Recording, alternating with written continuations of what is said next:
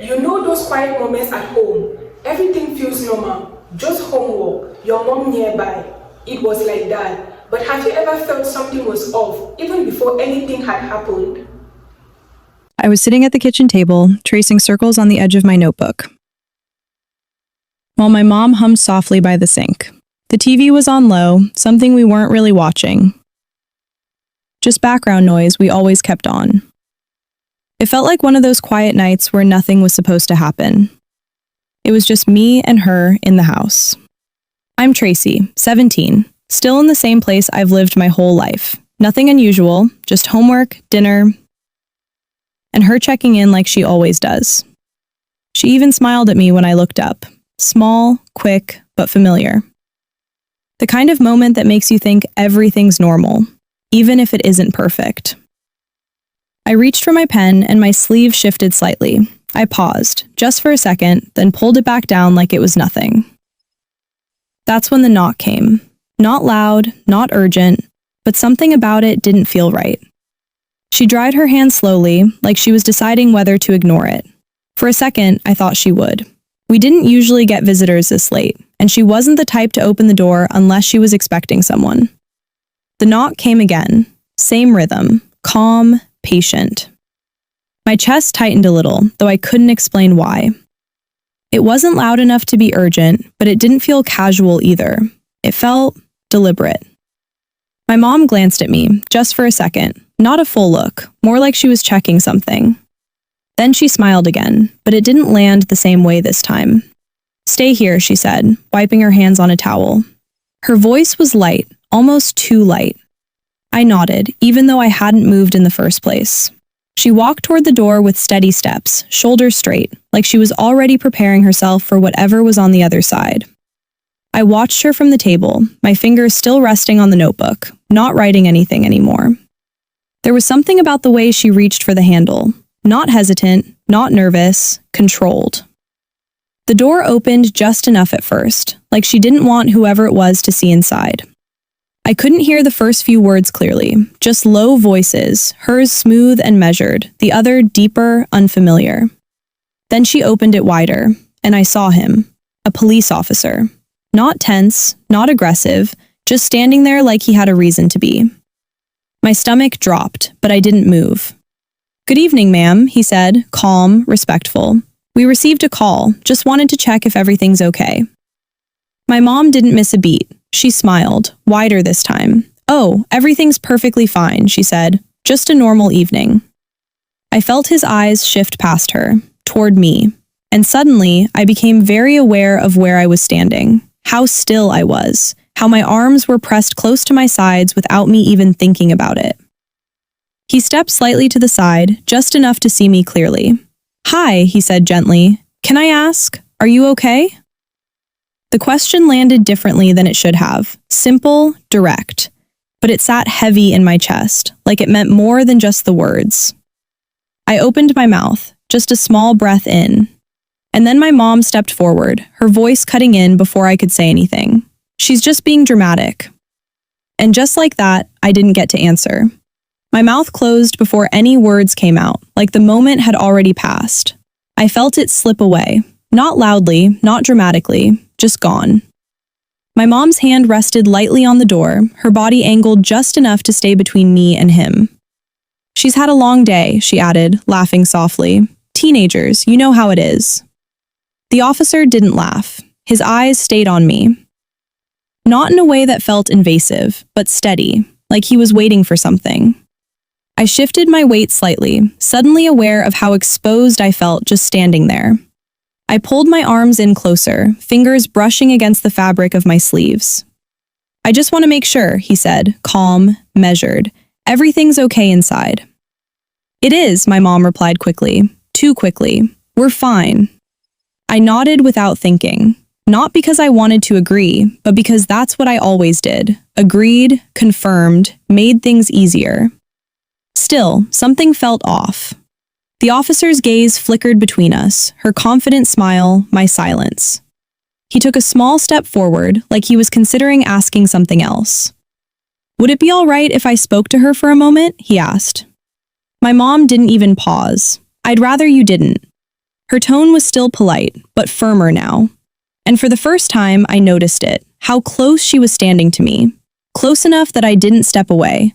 Close enough that I didn't speak. The officer nodded slowly, like he understood, like he'd seen this before.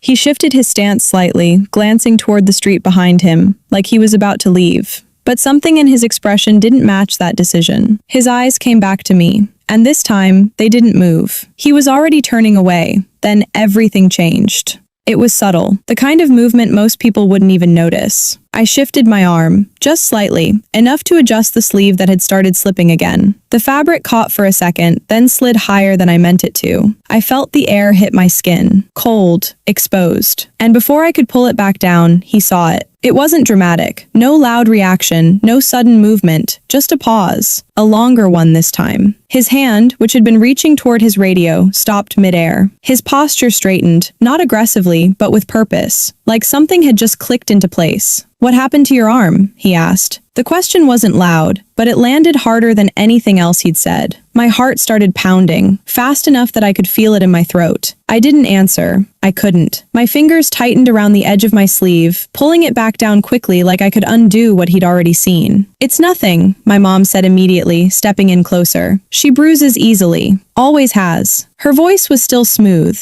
but now there was an edge to it, a sharpness that hadn't been there before. He didn't look at her, not this time. His eyes stayed on me. "Can you show me?" he asked gently. I froze, and my mom moved even closer, too close. "That's really not necessary," she said, her tone tightening. "No." That's when his expression changed.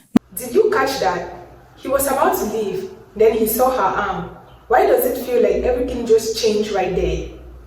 Not angry, not surprised, certain. He stepped forward, just enough to close the space between us. And his voice dropped, firm, controlled. "Ma'am, I need you to step back." That was the first time someone didn't listen to her. For a second, everything went quiet. My mom didn't move right away. She just stared at him, like she was waiting for him to correct himself, to step back, to soften it, to return to the version of the conversation she controlled. But he didn't. He shifted slightly, placing himself just enough between us that I could actually breathe without feeling her right next to me. Not close enough to touch, but close enough that the space felt different, safer. "Tracy," he said gently this time, "can you come stand over here with me for a second?" My name sounded strange coming from someone else. I hesitated. My feet didn't move at first. I could feel her eyes on me, sharp, watching, waiting. "Go ahead," he added, calm but steady. So I did. One small step, then another. It didn't feel big. It didn't feel dramatic, but it felt different. Behind me, my mom let out a short breath. "This is ridiculous," she said, her voice tighter now. "You're making something out of nothing." He didn't respond to her. "Can you roll your sleeve up for me?" he asked. My hands felt heavy. I looked down at my arm, then back at him. His expression hadn't changed, still calm, still patient. I slowly pulled the fabric up, just enough. Everything changed. The room didn't change, but everything in it did. He nodded once. "I've seen this before," he said quietly. And then, without looking away from me, he reached for his radio. The sound of his radio crackling filled the space where no one else was speaking. "Unit requesting backup," he said, calm and steady. "Possible domestic situation. Minor involved." Minor. The word landed harder than anything else. My mom let out a sharp breath behind me. "This is unbelievable," she snapped. "You can't just come in here and—" "Ma'am," he cut in, not raising his voice. "I need you to stay where you are." And this time she did. Not because she wanted to, because she realized she couldn't control it anymore. I stood there, my sleeve still half rolled up, my arm exposed in a way it never had been before. Not like this. Not in front of someone who wasn't going to look away. He didn't rush me, didn't overwhelm me with questions. Just stayed there, steady, giving me space to exist without being interrupted. "Tracy," he said quietly, "has this happened before?" My throat tightened. I looked down at the marks, then back at him. And for the first time, I nodded. It was small, barely noticeable, but it was enough. Everything after that moved quickly.